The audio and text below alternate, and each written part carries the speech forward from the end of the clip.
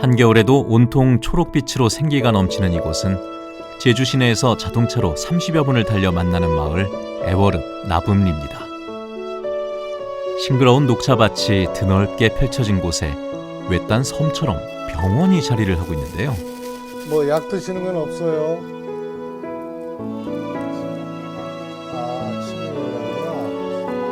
여기가 아프죠? 여기 아프시죠? 이게 잘 맞는단 말이죠. 근육이 한번 다시. 도심을 떠나 숲으로 둘러싸인 농촌으로 터전을 옮긴 외과 의사 홍성직 원장이 오늘의 주인공입니다.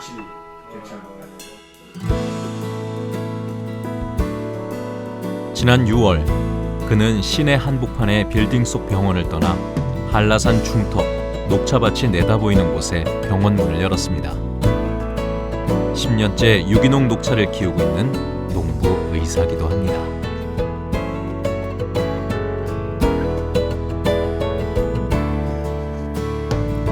손수 버섯도 키웁니다. 점심에 버섯 구이를 좀 준비하겠습니다. 텃밭의 식재료들로 직접 점심을 준비하는데요. 매주 지인들과 밥을 같이 먹으며 밥상 공동체도 꾸려가고 있습니다.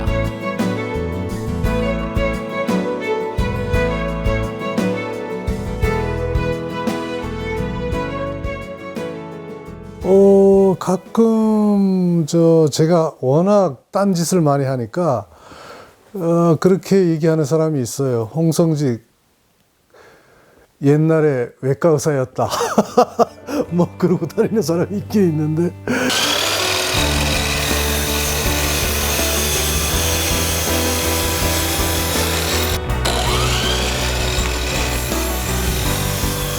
손재주가 좋은 홍성직 원장이 진료실 외에 수시로 드나드는 목공실입니다. 이곳에선 필요한 가구며 소품도 척척 만들어내죠.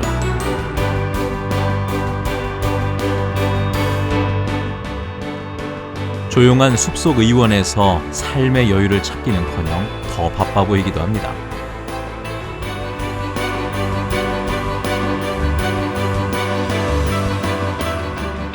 아픈 이들의 상처를 치료하며 평생 외과 의사의 길을 걸어온 홍성직 원장. 자연과 인간이 함께 살아가는 방법을 배우며 생명의 터전을 일구는 농사꾼 외과 의사 홍성직 원장을 만나봅니다.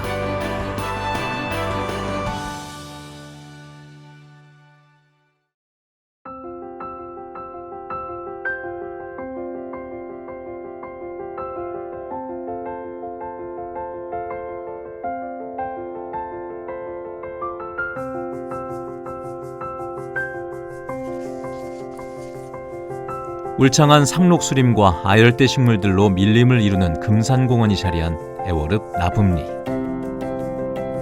나지막이 이어지는 현무암 돌담길을 따라 한참을 들어갑니다. 이런 곳에 과연 병원이 있을까 의구심이 들 때쯤 드디어 숲속 병원이 모습을 드러냅니다. 녹차밭으로 둘러싸인 숲속 외과 의원. 입구엔 천천히 노래하듯 연주하라는 뜻의 간판이 눈에 띕니다. 병원 같지 않은 병원이고 아마 자연 속에 있는, 특히 이런 숲속에 있는 외과 병원은 한국에서 유일하기도 하고 어쩌면 국내에서 오지병원이라고 해서 의약분업 예외지역으로 인정받아 약국까지 운영하는 외과 병원은 하나밖에 없는 유일한 병원일 겁니다. 여기가 이제 우리 병원 입구입니다. 네. 홍성직 원장이 병원 여기가 이제 진료 준비실이기도 하고 환자가 오면 여기 녹차밭 속 외과 병원이어서 녹차 한 잔씩 먹입니다. 일단 여기가 이제 환자 대기실이기도 하고 경우에 따라서는 환자가 저기 누워서 주사를 맞을 수 있고 이쪽은 이제 북카페처럼 책도 보고 쉴 수 있는 공간입니다. 네. 자, 여기가 이제 원장실이기도 하고 진료실이라고 그러죠. 그래서 간단한 진료는 여기서 하고 있습니다. 진료실은 마음에 드세요? 뭐 제가 원하는 대로 꾸몄으니까 뭐 저는 나쁘지 않다고 생각해요. 그 전에 그 병원 진료실하고 여기하고 차이점이 많이 다르죠. 거기는 뭐 시멘트로 지었던 어쩌면 시멘트 속 공간이지만 여기는 자연 속 나무로 지어진 공간이어서 훨씬 더 집같이 느껴지고 사람들은 와서 여기가 웬 병원 그래서 문 앞에서 이게 병원이 아니라고 생각하고 병원을 찾는 환자들이 꽤 있죠.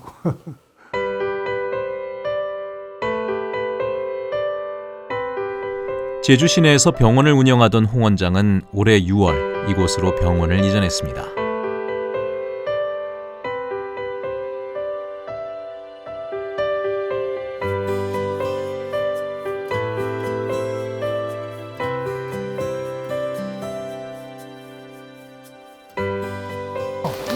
겨울에 농사 짓는 게 최고거든요. 한겨울인데도 파릇파릇해요. 아유 그럼 얼마나 좋아요. 이게 어떤 작물입니까? 요거는 감자, 네. 자색 감자 심은 거고 네. 요거는 지금 시금치밭. 직접 다 심으신 거예요? 제가 심은 거죠. 이거 안 그래도 잡초를 한번 제거해 줘야 되는데 좀 못 봤어. 원장이 시금치밭에 이거 아주 된장국 끓이면 맛있죠, 겨울에. 조금만 더 키우면 먹을 수 있을 거야. 어느 게 시금치인가요?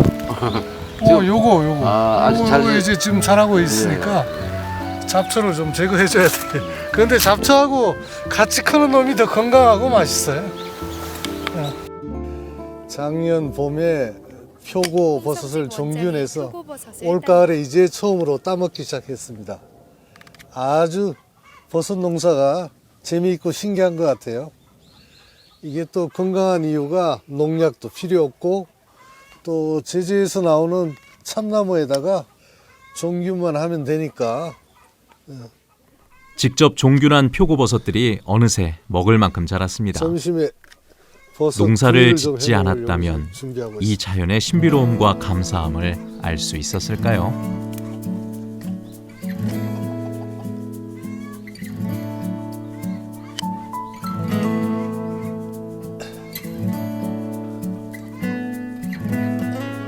들어와서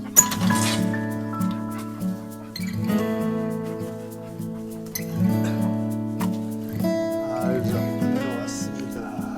원장이 알을 구해 직접 부화시킨 토종닭들도 알을 낳기 시작했습니다. 저기는 오리도 있고 토끼도 같이 있어요. 저쪽은. 이건 얼마나 되셨어요? 이렇게? 이거는 뭐 한 2, 3년 전부터 제가 닭을 직접 키우고 또 직접 부화시키고. 할머니 한 분이 보충을 받아 진료실로 들어간다. 손님들이 병원을 찾아왔습니다. 소독약 냄새 가득한 병원이 아닌 은은한 나무 향이 입구에서부터 사람들의 마음을 편안하게 해줍니다. 샀는데 힘드셨어요? 들어오세요. 왜 어디가 불편하세요? 엉덩이가 우샤. 으쌰. 일로 천천히 들어오세요. 천천히 들어오세요. 병원이 없는 중산간으로 병원이 옮겨오면서 주민들은 병원 가기가 편해졌습니다. 왕복 1시간이 넘는 시간을 경운기를 타고 오는 손님도 있고 마을의 사랑방 마냥 이 얘기 저 얘기 나누다가 가기도 합니다. 근처에 마을이 있는 것도 아니고 외진 곳에 자리하다 보니 길을 찾지 못해 곤욕을 치르기도 합니다. 물로 씻고 말린 다음에 듬뿍 아픈 부위에다 발라주시고 하루에 2번 뭐 3번 될 수도 있고 병 볼 때 그렇게 하시고 먹는 약 좀 하고 주사 오늘 하나 맞을게. 마루비면 하나 주사 맞죠. 이상한 건물 거기 갔다가 그랬어요. 몇 바퀴 돌았습니다. 지금. 죄송합니다. 자 주사 맞고 일로 와서 자 녹차 한잔 합시다. 녹차밭에 왔으니. 아이고, 숲속 무슨 의원은 바쁠 게 없어 보입니다. 의사도 환자도 느긋하게 즐기는 외과 병원을 꿈꿨던 그의 바람이 이루어졌습니다. 아이고 멀리 오셨네. 네. 예, 드세요. 예. 드십시오. 쓸개로 배로 이래 예. 이래 그랬죠. 옛날에는 쓸개 수술하려면 그러죠. 30년 전. 어. 이거 뗀지가 아마 오래전에 한 40년. 저도. 영양제 맞고 어. 그리고 그 이빨도 구경하고 없지요. 이래는 예. 변이 안 좋아서 화장실 너무 자주 가서 그래. 밥을 천천히 30분간 30번 씻고 삼키세요.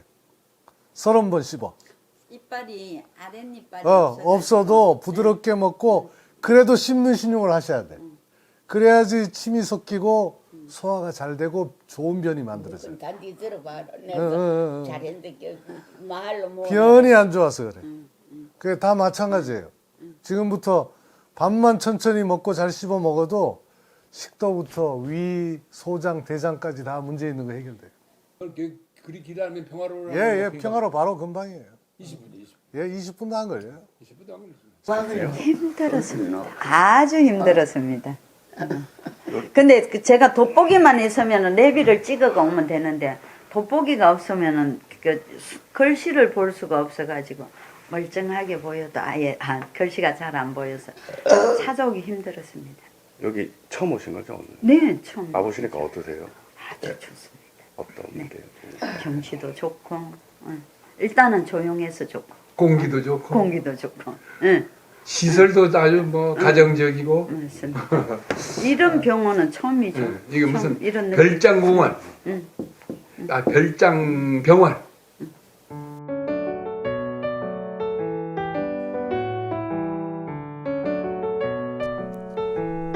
오전 진료가 끝나고 점심시간입니다. 홍 원장은 외과적인 치료 외에도 병의 원인이 되는 식생활에 대해 관심이 많습니다. 의식주가 건강해야만 몸도 마음도 건강한 삶을 살 수 있다고 믿는데요. 이곳 초록생명마을에서는 매주 사람들과 각자가 키운 재료로 준비한 음식을 나눠 먹으며 건강한 삶에 대해 이야기하는 시간을 갖습니다. 원래 농장 부지를 산 것은 대안학교를 세우려는 계획 때문이었습니다. 고등학교 선생님이었던 아버지의 영향도 컸는데요. 그렇게 시작된 농사는 지금의 아름다운 녹차 농원을 일궈냈습니다. 대안학교를 만들자는 생각에서 사고 농사를 지어왔는데 농사일이 쉽지가 않더라고요. 그래서 제일 쉽게 할 수 있는 작목이 뭘까 얘기를 하다가 한 10년쯤 전부터 저희가 녹차를 심어서 키우고 있는데 한국 사람들이 녹차를 잘 안 먹잖아요. 그래서 돈은 안 되지만 사실은 몸에는 굉장히 좋은 거고, 그리고 이제 단순히 차로만 마시는 게 아니라 가루로 만들어서 뭐 먹는 음식에 넣는다든지, 요즘은 여성들 미용에 좋다는 녹차 팩 이런 것들로 제작도 하지만, 저는 어디에 의미를 좀 두고 있냐면 아름다운 익스테리어를 만들어내는데 녹차밭만한 게 없더라고요. 그래서 저는 환자들이 오면 녹차밭 사이로 오솔길을 만들어서 한 2km 정도 걷고 들어와서 진료를 시키려고 지금 생각을 하고 있습니다.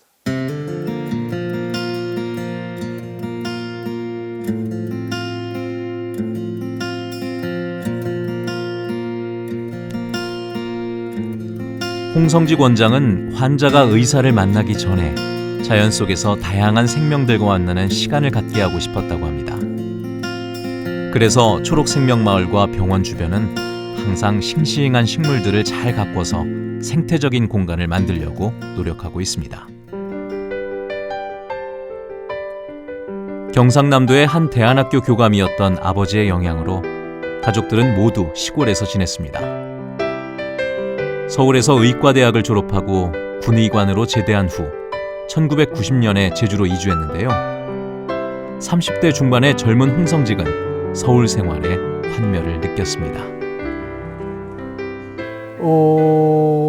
연고는 전혀 없었죠. 제가 30대 중반에 서울에서 자라가지고 서울에서 학교 마치고 살면서 아주 어린 시절 시골에서 보냈기 때문에 그때부터 서울을 떠나야 되겠다는 생각을 했었고, 이제 서울은 사람 살 데가 못 된다는 생각까지 해서, 만약 한국 안에서 살면 속초 아니면 제주다, 이런 생각을 하고 있을 때 제주에서 외과 의사를 찾는다는 신문 광고가 나서 제가 초기에 한국병원 외과과장으로 온 게 이제 제주 사는 계기가 됐죠. 그게 몇 년도예요? 1990년 얘기입니다. 90년. 예, 그러면 벌써 30년이죠. 예, 30년이 돼가죠. 딱 30년. 예, 30년 돼가죠. 그 과정에서 뭐 고민이라든가 아니면 뭐 사실은 뭐 우스운 얘기지만 제가 여기로 결정한 날 우리 집사람이 가출을 했었죠. 그 당시에만 해도 깜깜한 제주로 자기하고 은은도 없이 제주 온다고 결정하니까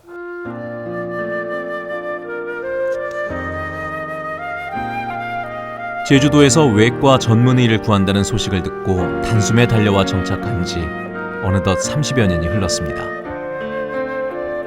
제주 도내 종합병원을 거쳐 2006년 제주 의료원 원장을 맡아 3년간의 임기를 마친 후 제주 시내에 개원을 한 홍성직 원장. 몇 년 후 자연과 교감하는 건강한 삶을 위해 과감히 산골 마을로 병원을 옮겨왔습니다. 말은 제주로 보내고 사람은 서울로 가야 미래가 있다고 생각하던 그 시절. 서울을 버리고 제주를 택했던 남편을 아내는 어떤 마음으로 바라봤을까요? 저도 그 제주도 처음 이렇게 내려온 얘기를 어떻게 들었거든요. 네. 그때 처음 그 얘기 듣고 결정된 얘기를 듣고 나서 뭐 가출하시다고 네, 네. 그때 심정은 어떠셨어요? 뭐 그때만 해도 그러니까 뭐 제주도는 여행 가는 데인 줄 알았지. 가서 뿌리를 내리고 산다 이런 생각은 안 해봤었죠, 한 번도. 그러니까 너무 당황스러웠고 또 저희가 뭐 살았던 서울에서 계속 이어서 살 거라고 생각을 했기 때문에 정말 당황했어요. 제주도는 아는 사람도 없고 또 제주에서의 삶을 그려본 적이 한 번도 없었기 때문에 그랬었죠. 근데 그때 남편의 그 생각이 그 뭐 어떤 생각인지는 이해는 되셨어요, 혹시? 그쵸. 저희 남편은 원래 이제 선교사로 좀 의료 선교사처럼 봉사하는 삶을 살고 싶다는 얘기를 했었기 때문에 오히려 이제 선교사를 가느냐 안 가느냐 이런 문제였지 제주도에 와서 산다는 생각은 저는 꿈에도 생각을 못 했다가 나중에 본인이 선교지 대신에 제주라는 곳을 택하지 않았을까 이런 생각을 하면서 이해하려고 애를 많이 썼죠. 그거는 성인 생각이신 거죠? 그쵸. 제 생각이죠. 원래 인도네시아 자카르타에서 외과 의사가 필요해서 갈 생각을 좀 했었는데 거기는 또 우리 집사람이 좀 반대를 했었어요. 네. 그래서 여기도 마찬가지잖아요. 한국에 살면 제주 아니면 속초에 살아봐야 되겠다는 생각을 했었죠. 어떻게 보면 평범한 의사 선생님은 아니시네요. 그쵸. 네.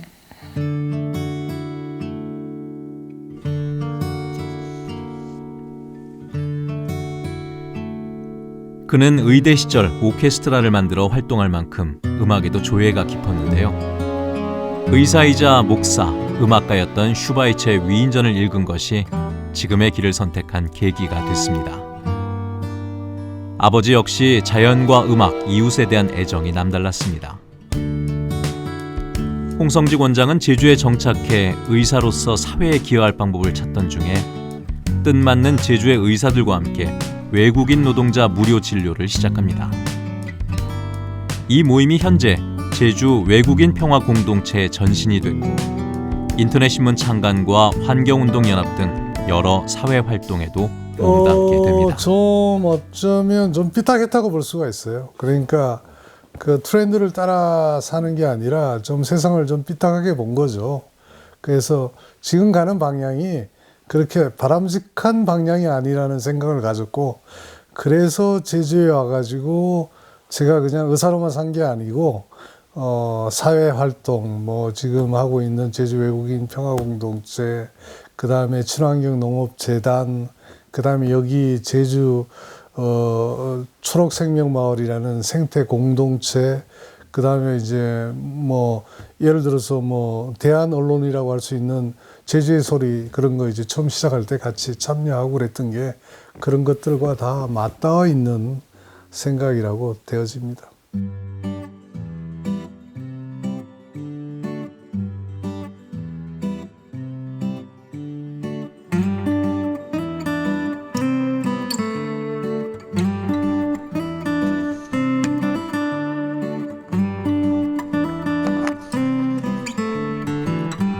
점심시간에 잠시 시간을 내어 이웃마을 한경면 조수리를 찾았습니다. 이곳에는 홍성직 원장의 오랜 벗이자 인생 선배가 살고 있는데요. 조수교의 김정기 목사는 30년 전 시골 마을로 와서 거의 문을 닫다시피 한 교회를 일으켜 세웠습니다. 미대 출신인 목사는 어느 날 교회 마당을 파헤쳐 마을 청년들을 위해 테니스장을 만들고 동네 아이들을 위한 그림 교실, 음악 교실을 열어 마을에 생기를 불어넣었습니다. 이건 뭔지 알아요? 이건 내 시골집이에요. 옛날에 그 가난했던 시절에 그 눈 내리고 굉장히 오래된 그림들인데. 맞아요. 저런 컬러가 지금은 없어졌지만 맞아요. 그 은은한 맛이 더 좋은 것 같아요. 그래. 화려한 것보다. 여기는 이제 그 바닷가에 오후 햇살이 비친 거 그런 거 들는 건데 초계들도 이렇게 갖다가 이렇게 붙이고 좀 그러려고 하는데 이렇게 떨어지고 그래서 작업 중에 있어요. 사실 이제 여기서 많이 이제 그림을 그려가지고 앞으로 이제 전시회도 좀 하고 주로 이제 불우이웃 돕기를 많이 하니까. 맞아요. 예. 제주도도 다녀보면 어디에나 카메라를 들이대도 포토존 같아요. 그래 그림 그릴 수 있지. 풍경은. 맞습니다. 그러더라고요. 아주 좋지. 그림 그리기. 그림도 좀 배우세요. 좀 하려고 지금 생각하고 저는 사실은 식물을 좀 그려보고 싶어요. 전에도 왜 네. 우리 나무에 있을 때 왔다 갔다 하실 때 그림도 막 그리고 그러셨잖아. 예. 근데 그거 뭐 계속 하시면 더 좋을 것 같아.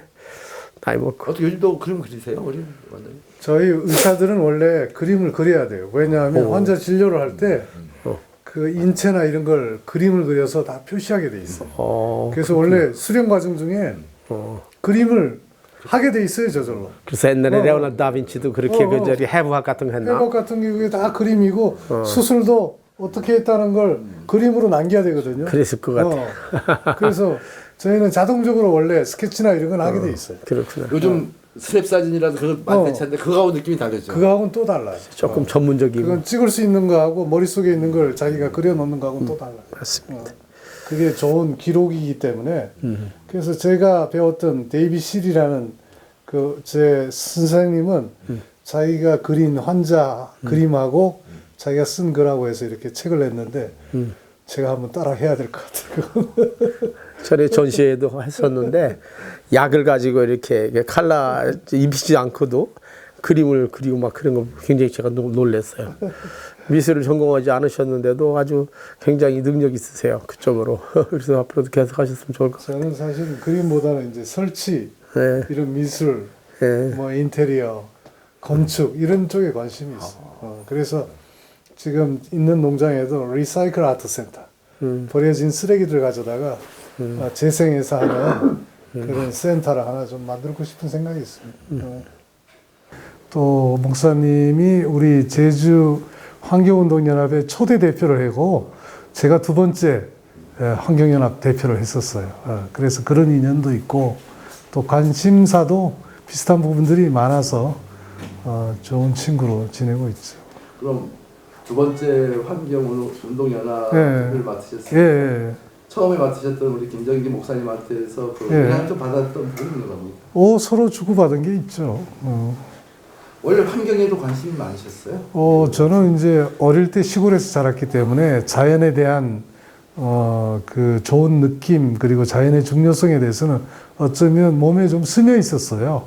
그래서 사실은 한국에서 산다면 제주도에서 살겠다는 생각을 가지고 제가 30대 중반에 제주로 왔고 그리고 우연히 이제 환경연합을 만나서 제주 환경이 정말 아름답고 좋은 곳인데 실제로 여기에서만 살던 사람은 그 가치를 몰라서 제가 어쩌다가 제주 환경운동연합 공동대표를 좀 했었죠.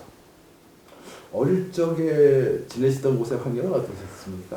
그때는 다 좋았어요, 시골이. 저는 경상도 거창에서 태어나가지고 어린 시절을 거기서 보냈는데 뭐 자연도 살아있고 농사도 다 짓고 저희가 또 작은 농장을 했었기 때문에 뭐 동물 종류별로 과수나무 종류별로 있었으니까 어쩌면 자연 속에서 산 게 지금 도시 생활보다는 훨씬 풍요롭게 자랐죠. 뭐 그런 생각도 하나 있었죠. 서울에도 어떤 큰 교회에서 이렇게 이야기도 있었고 지방의 어떤 조그만 대학에서도 강의도 하라 그랬는데 아무래도 나는 여기가 더 좋은 것 같고 나는 제주에서 농촌에서 있는 게 더 넓게 일할 수 있을 거라는 생각이 들었어요. 서울이나 이런 데 가면 내가 시간에 너무 제약받고 좁혀지는 것 같은 느낌이 들었어요. 제주도가 오면 세계가 보이고 더 넓어져요. 그건 어떤 측면에서 그렇게? 첫째 지역적으로도 그렇고요. 예를 들면 여기서 서울로 가려면 또 김포에서 내려서 외국 가려면 인천까지 가잖아요. 여기는 그렇지 않아요. 여기는 중국의 상해로 가면 전 세계로 가는 비행기가 다 있어요. 훨씬 시간도 빠르고 또 생각도 그래요. 외국 사람들이 들어오는 사람도 많아요. 만나러 외국 사람들도 여기 오기도 훨씬 더 옛날보다 편하죠. 비자 웬만하면 없고. 지금도 한 몇 개월 있다 또 외국의 히말라야 한 학생을 데려다 박사과정에 또 입학시켜요. 그런 사람 다 중국을 통해 들어와요. 여기서 제가 하고 싶은 일들 좀 더 넓게 생각하는 거죠. 이 나라에만 국한시키지 않고 원래 기독교 신앙이 원래 그러니까 이웃 나라라도 교육 환경이 없는 나라라도 그런 나라에도 내가 뭘 해야 될 생각이 있다라는 거죠. 그래서 그런 사람들 가르치기도 하고 그런 데는 여기가 더 좋은 거죠. 서울에는 다른 사람 몰라도 저한테는 잘 안 맞는 것 같아요. 서울에 가면 자꾸 사람이 작아져요. 여기는 좀 더 넓어져요. 마음도 좀 여유가 있고 더 크게 생각할 수도 있고 그런 걸 모르겠어요. 다들 그렇게 생각하는지 모르지만 자연 연근을 가지고 이제 바른 먹거리를 만드시는데 그런 식으로 해서 식품 가공업에 지금 계시고 저는 이제 간호사로 오후에 뜻밖의 손님들이 방문했습니다. 좀 케어에 대해서 좀 치유 농장을 꿈꾸는 서울의 한 종합병원 간호사들이 멀리서 찾아온 건데요. 제가 궁극적으로 가고자 하는 길이 약간 선생님께서 하고자 하시는 약간 그런 길과 약간 좀 접목되는 곳이 많아가지고 그래가지고 꼭 한번 이게 찾아오고 싶어. 아니 뭐 언제든지 오시라고 그러세요 부모님이. 부모님을 모시고 오신 걸로. 제주도 오시면. 네. 어느 지역에서 하시는 거예요? 지금 부모님은 정읍에서 전라북도 정읍. 네. 잘 알아요. 제가 전주 예수병원에 있었어요. 아 진짜 제가 전주 출신이어가지고 그래? 물론 다른 사람들이 좀 더 건강하고 행복해지는 모습을 볼 때 저도 많이 거기서 피드백을 좀 많이 긍정적으로 당연하죠. 네. 그러니까 이제 우리 사회는 같이 가야 되고 이제 그 라이프 스타일의 갭이나 아니면 빈부차가 커지는 게 문제거든요. 그래서 저는 의사긴 하지만 사람이 건강하려면 그 사람이 질병이 없는 것도 중요하지만 그 사람이 몸담고 있는 사회가 중요해야 되거든. 그래서 정치, 경제, 종교, 교육, 농업, 환경 그러니까 모든 분야가 같이 건강해야지 건강할 수 있다는 생각이 있기 때문에 저는 사실은 사회운동을 많이 해요. 역사를 바꾸려면 그 트렌드를 쫓아가서는 안 되고 거꾸로 가야 된다고 생각해요. 그래서 제가 좋아했던 책 중에 Back to the Basic, Back to the Future라는 말이 있는데 다시 옛날로 회귀해야 된다는 생각들이 강해요. 우리 옛것 중에 굉장히 가치 있는 것들이 많은데 이게 다 파묻혀버렸거든. 그리고 이제 문명이나 돈이 모든 것을 좌우하는 사회가 되면서 자살률도 올라가고 행복지수도 떨어지고 가정도 파괴되고 사회도 혼란하고 말이죠. 이런 것들이 역행하지 않고는 고쳐질 수 없는 거라고 저는 생각해요. 지금 저 선생님하고 말씀 나누고 계신데 여기는 어떻게 오신 거예요? 혹시? 일단은 같이 이제 뭐 계속 일을 하면서 어느 좀 많이 생사가 오고 가는 약간 그런 첨예한 상황들에 많이 놓이거든요. 그러면은 많이 지치기도 하고 힘들기도 하고 근데 과연 이렇게만 하는 게 진짜 행복인지 그러니까 나도 행복하고 싶고 내가 돌보는 사람도 행복하게 해주고 싶고 그러면서 결국엔 또 나도 행복하고 싶은데 그런 방법을 찾고 뭐 앞으로는 무슨 일을 할 수 있을까라고 생각을 했을 때 이제 뭐 부모님이 워낙에도 이제 힐링 팜에 대해서 관심이 많으셨고 근데 그런 게 이제 같이 맞닿다 보니까 뭔가 궁극적으로는 힐링 스테이, 힐링 팜이라는 그런 트렌드를 같이 하고 싶었고 근데 마침 제가 휴가를 이번에 장기 휴가를 받아서 해외를 갈까 하다가 그냥 선생님을 뵙고 싶어서 단지 그냥 그 이유만으로 그냥 이번에 제주도를 내려왔거든요. 그래서 제주도 와가지고 일단은 선생님을 못 뵙더라도 그냥 마을이라도 좀 구경하고 싶다 해서 왔는데 이런 계기가 갑자기 생겨서 너무 큰 행운이에요. 저한테는 연예인이시거든요. 제가 볼 때는. 사람 좋은 홍 원장은 환자들에게도 인기가 많습니다. 치료 후에는 손수 담근 오미자 차며 전라도 임실에서는 치즈도 보내옵니다. 누군가는 대문간에 몰래 감귤을 놓고 가기도 합니다. 가끔 제가 워낙 딴짓을 많이 하니까 그렇게 얘기하는 사람이 있어요. 홍성직 옛날에 외과 의사였다. 뭐 그러고 다니는 사람이 있긴 있는데 사실은 우스갯소리고 저 괜찮은 외과 의사입니다 아직. 외과 의사이신 건 맞으신 거죠? 저는 수술하는 걸 굉장히 좋아해요. 그래서 옛날부터 종합병원에 있을 때는 응급당직코를 받아야 되는데 저는 제일 좋아했던 일이 뭐였냐면 새벽에 응급 환자 수술하러 나가가지고 수술실에 음악을 틀어놓고 조용한 새벽 시간에 수술하고 있는 걸 가장 즐겼어요, 사실은. 근데 지금도 사실은 수술하는 걸 좋아해서 저희는 주로 수술 환자가 많이 있습니다. 뭐 천성 의사. 예. 그러니까 특히 외과 의사는 약간 터프하고 좀 그렇지 않습니까?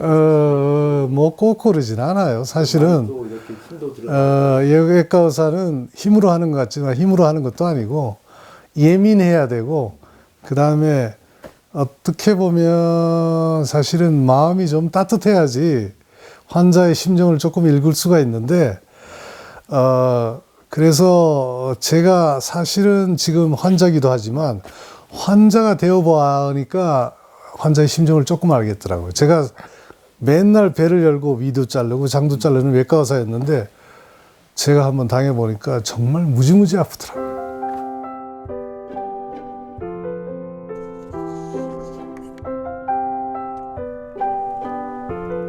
사실 홍성직 원장은 암 투병 중입니다. 4년 전 급발진 사고로 열흘간 혼수 상태에 빠졌었는데요. 사고 후에 정밀 검사를 하던 중에 십이지장에서 전 세계에 12,000여 명밖에 없다는 희귀 종양이 발견됐습니다. 평소 건강한 먹거리에 신경을 쓰고 운동도 꾸준히 해왔지만 유전성 암은 막을 수 없었습니다. 사실은 2015년도에 급발진 사고가 나가지고 한 33군데 뼈가 부러지는 대형 사고가 났었는데 그때 병원에서 검사 중에 기스트라는 드문 희귀 종양이 발견돼서 좀 미안한 얘기지만 제가 보는 환자 중에 제가 제일 중환자입니다. 어쨌든 4년 전 얘기인데 지금 예. 그게 잘 관리되고 있는 지금도 좀 문제가 있어서 지금도 이제 진료를 다니고 있는 환자기도 합니다. 제가 환자를 보는 의사기도 하지만.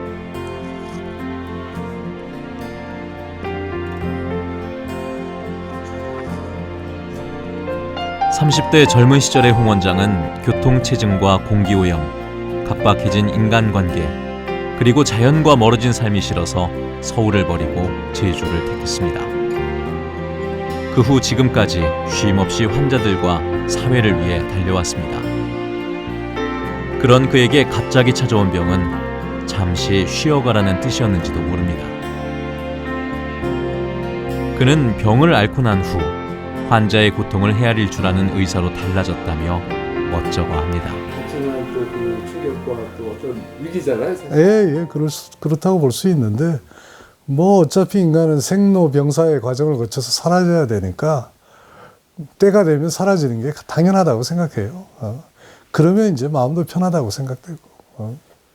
약간 희귀 질환이라고 말씀하셨는데 그걸 뭐 약간 뭐 빗대서 이렇게 뭐 그 비아냥거리듯이 말씀하시는 게 아니고요. 그러니까 여유롭고 이렇게 좀 그 스트레스 덜 받고 친환경으로 가는데 그런 나에게 이런 질병이 온다는 그거하고 연관이 아주 없는 건 아니겠지만 좀 없다고 보여지는 게 저는 딴 사람이 안 가지고 있는 C키트 유전자라는 특별한 유전자를 가지고 있고 이 유전자를 가진 사람은 50세가 지나면 변이가 일어나면서 종양이 발전되는 그래서 기스트라는 장 속에서도 그 근육층에 암이 생기는 그런 희귀 종양입니다. 그래서 그것 때문에 좀 고생도 하고 좀 치료를 받고 있는 상황이죠. 사실은 제가 굉장히 미안했죠. 제가 꽤 먹거리 운동도 하고 건강이 중요하다고 외치고 다녔거든요. 가만히 있었던 게 아니고. 그리고 제가 굉장히 건강했어요. 얼마 전까지 10km를 매일 뛰었고 그것도 45분에 뛰었으니까 굉장히 건강했죠. 그런데 이제 그거와 상관없이 뭐 생겨나는 걸 제가 말릴 수는 없고 이제 지내보니까 어쩌면 인간의 생명은 자기가 간직하고 보호하고 유지한다고도 볼 수 있지만 50% 이상은 위에서 결정한다는 생각이 들더라고요.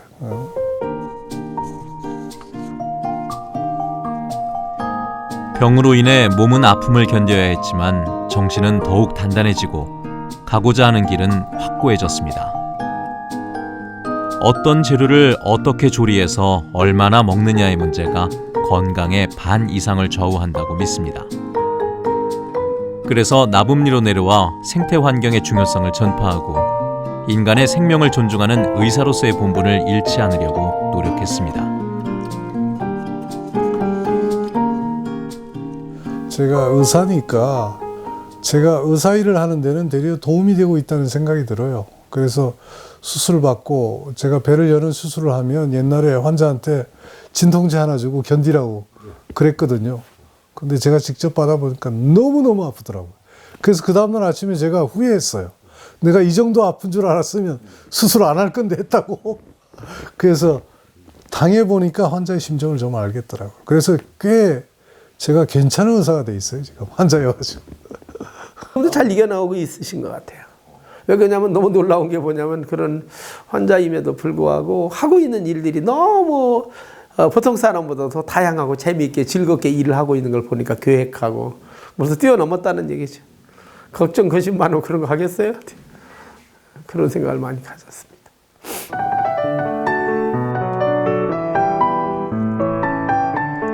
한 달에 한 번 초록생명마을은 손님들로 북적입니다. 농장 인근 마을 유수함에서 시작한 작은 농부시장과 포틀럭 파티 그리고 하우스 콘서트가 8년째 열리고 있는데요. 생산자가 직접 키운 유기 농산물과 가공품들을 판매하거나 교환하고 즐거운 장터가 끝나면 참가자들은 각자 키운 재료로 만든 음식을 나누는 포틀럭 파티가 이어집니다. 장터에서 여자 손님이 회복 쓰는 것 북쪽에서 검정 거. 근데 여기 매번 오시는 거예요? 아니면 어떻게 알고 오셨어요? 여기? 친구 소개래요. 원장님은 옛날부터 좀 병원 다니면서 좀 알았고요.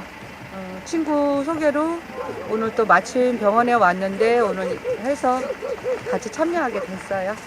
근데 옷도 이쁜 거 입고 좋네요.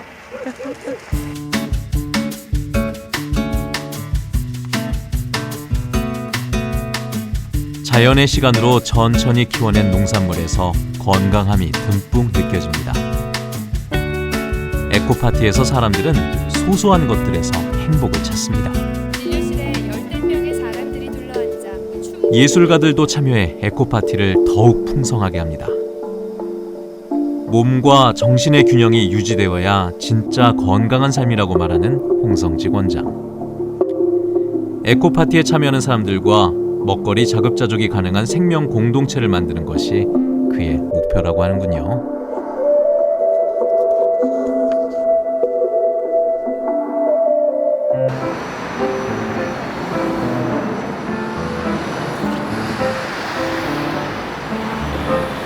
이곳 제주 이주민센터도 홍 원장의 땀과 열정이 가득 녹아 있는 곳입니다. 초기였고요. 6명. 아, 줄었어 내려? 그러니까 취업 나가고 끝까지 가는 친구들이? 공복으로 간 친구들도 있고. 이게 문제겠지 뭐. 좀 줄어들고. 그런데 왜 제주도에 한 1,000명 가까이 있다는데 그게 전혀 연결도 안 되고 파악도 안 되는 거예요? 지금 파악은 안. 그러니까 저희가 출입국이 아무래도 제일 먼저 외국인 등록을 오니까. 그는 제주 이주민센터의 센터장입니다. 이제 개인 기관에서 제주에 사는 이주민에 대한 의료와 주거를 지원하는 제주 외국인 평화 공동체도 이끌고 있습니다. 아, 그래? 환자에 대한 세심한 배려가 주변의 이웃과 이주민, 외국인 노동자들, 그리고 사회 문제에 대한 관심으로까지 이어졌습니다. 여기는 제주 이주민센터하고 그다음에 그 제주 외국인 평화 공동체라는 재단 사무실이 같이 있는 장소예요. 그래서 뭐 난민, 이주 노동자, 결혼 이주자들을 지원하는 본부라고 그럴 수가 있고 이 사람들의 교육, 상담 이런 것들이 여기서 이루어지는 장소죠. 이 공간과 집기들은 많은 이들의 도움으로 마련됐습니다. 모두 홍 원장의 따뜻한 성품을 알기에 힘을 보탰습니다. 우리 레인보우 스쿨이라고 아이들 가르치는 학생들 나오는 달력을 이번에 만들어가지고 아마 이건 전국적으로 처음인 것 같아요. 레인보우 스쿨이 여러 개가 있거든요, 전국적으로. 그래서 그 아이들이 주제가 된 이렇게 간식도 먹고 아주 한국어 교육도 하고 의미가 있는 것 같아요. 아니 그전에는 달력 안 만들었어요. 네, 이런 거 없었죠. 이런 거 없었고. 이거 누구 아이죠? 우리 김정화 선생님. 선생님. 저희 2년밖에 안 됐거든요. 아직 그렇죠. 레인보우 스쿨이 생긴 지가. 레인보우 스쿨이 전국적으로 생긴 게 이제 몇 년 안 됐어요. 제주도는 빨리 시작된 거죠, 사실. 2009년에 만들었어요. 외국인 평화공동체라는 이름 하에서 지원하는 부분이 이주 노동자, 그리고 결혼 여성 이주자들, 그 다음에 난민들, 이 사람들 한 부류만 해도 할 일들이 어마어마하게 많거든요. 뭐 노동 상담, 그 다음에 의료 지원, 생활 지원, 숙소 이런 것까지 다 저희가 관여되어 있기 때문에 할 일이 너무 많죠.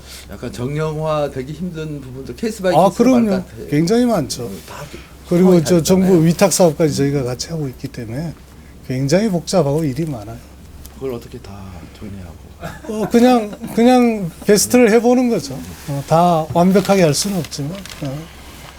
그런데 워낙 젊은 분들이 자기 젊음을 바쳐서 하는 거기 때문에 가능한 것 같아요. 그도 30여 년 전 제주로 온 이주민입니다. 고향과 본국을 떠나온 이주민과 외국인들의 마음을 누구보다 잘 알았고 그들을 적극적으로 도왔습니다. 그러다 보니 정작 가장 가까이에 있던 가족들에게는 소홀할 수밖에 없어 미안함이 큽니다. 외국인 평화 공동체 일 오래 해왔잖아요.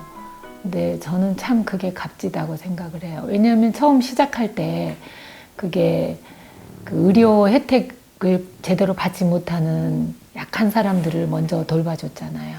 그래서 그 사람들을 위해서 주변에 있는 의사들을 끌어들여서 의료 네트워크를 만들고 그런 거 젊어서도 이렇게 옆에서 보면 참 훌륭하다 이런 생각이 들었어요. 그래서 사실 뭐 남자와 여자로 어떨 때 보면 못마땅한 점도 있죠. 저랑 같이 시간 같이 안 있어주고 여행 같이 안 가주고 이런 거. 그 다음에 저희 남편이 다른 의사 남편에 비해서는 돈도 별로 못 벌어요. 그러니까 저한테 그렇게 최근에 와서 저한테 뭐 돈을 벌어서 갖다 주고 이런 거 없어요. 그렇지만 그런 거보다는 더 다른 좋은 점이 있으니까 한 인간으로 존경할 만하다 이런 생각이 드니까 그런 것들이 다 상쇄가 되는 거죠. 그래서 봐주는 거예요. 네. 여전히 존경스러운 구석가 조금 남아있다는 얘기인가요? 그렇죠. 그러니까 살죠. 네. 그러니까 저희 뭐 다른 형제나 친구들을 보면 남편이 이제 벌어다 준 뭐 돈 아니면 뭐 어쨌든 둘이 같이 일구어서 한 살림을 이루어서 편하게 잘 사는 거 보면 좀 나도 저럴 수 있었는데 충분히 그런 생각을 하지만 그리고 저희 나이 또래쯤 되면 뭐 명품 쓰고 뭐 돈 쓰는데 별로 그렇게 고민 안 해도 되거든요. 근데 저는 지금도 여전히 고민을 해야 되고 저는 최근에 와서 뭐 새로 막 뭘 사고 이랬던 기억이 별로 없어요. 값진 물건을. 그리고 뭐 보시면 알지만 반지 한 개, 뭐 목걸이 한 개 변변한 게 없어요. 근데 그거 대신에 이제 같이 얘기를 해보면 너무 한 인간으로서 좋은 일을 하고 있으니까 얘기를 하다 보면은 그렇지 하고 우리 삶을 다시 돌아보게 해서 그런 점이 좋아요. 우리 원장님은 이런 얘기 자주 들으세요? 처음 했어요. 안 해요. 아니 들을 기가 있어요. 아니, 나를 뭐하게 앉혀놓고 그러는데. 당황하셨습니까? 제가 평소에요. 남편 듣는 데서 너무 칭찬해주면 이 남편들이 자기가 잘난 줄 알고 잘 안 해요. 안 하면 자, 하면 안 돼요. 근데 오늘 이상하게 그렇게 됐네요.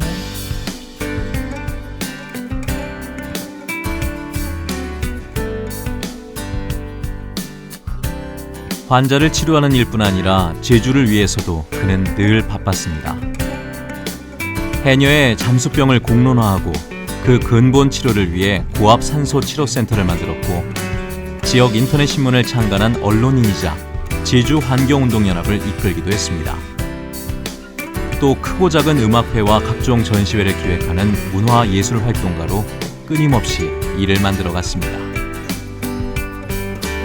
혹시 뭐좀 설레는 경우가 좀 있습니까? 요즘 제가 지금 설레면서 하는 것 중에 뭐냐면 시골로 병원을 옮기면서 메인 도로에서 저희 병원으로 가는 좁다란 골목길이 있거든요. 농로. 그게 이제 버려져 있는 농로고 거기 뭐 쓰레기, 꽁초 뭐 마음대로 버리고 있어서 제 앞길만큼은 제가 청소하고 내년 봄에는 꽃길을 만들 목적으로 지금 열심히 가꾸고 꽃을 심고 있습니다. 아, 벌써 파종도 하셨어요? 예, 그럼요. 씨앗 다 심고 부건들 심어놓고 내년 봄에 와보면 이제 싹 달라진. 여기 어떤 꽃이 될까요? 어떤 꽃들이? 아주 다양한 꽃들을 심어놨어요. 한 가지가 아니고. 일단 뭐 사랑초, 그 다음에 뭐 국화 종류, 그 다음에 구건 종류에는 튤립하고 또 백화 이런 것들을 지금 틈나는 대로 제가 심고 있습니다.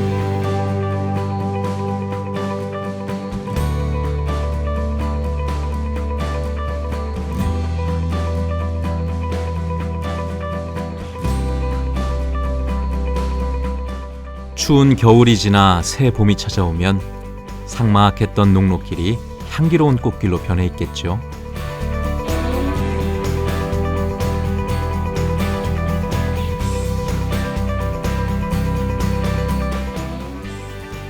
생명을 구하는 최일선에서 사람들을 구하고 사회의 아프고 약한 곳을 끌어안으며 함께 걸어가는 마음 뜨거운 외과 의사 홍성직 원장. 늘 그랬던 것처럼 지금 이 위기의 순간을 잘 극복하고 건강한 모습으로 만나기를 기대해 봅니다.